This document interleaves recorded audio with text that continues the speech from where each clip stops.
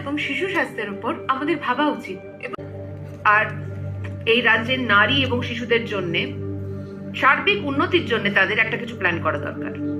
রাজ্যের মহিলাদের শিক্ষা এবং শিশু স্বাস্থ্যের উপর আমাদের ভাবা উচিত এবং এই নিয়ে বেশ কিছু প্রকল্প গ্রহণ করা হয়েছে based on proper research work.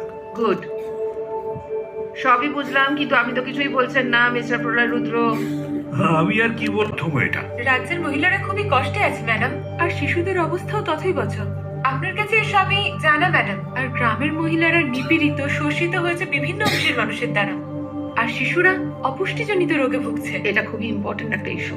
এ নিয়ে আপনি কি করতে চান সেটা একটা রিপোর্ট লিখে আপনি আমাদের জমা দিন, খুব তাড়াতাড়ি করবেন। ওকে, ঠিক আছে ম্যাডাম। আমি দেখব যে আমাদের সরকারের কোনো জনসাধারণ যেন কোনো রকম আইনি পরিষেবা থেকে বঞ্চিত না হয়, এবং এর জন্য আমি একটা আলাদা সেল গঠন করার কথা ভেবে রেখেছি। রাজ্যে শিল্প গড়ে ওঠাও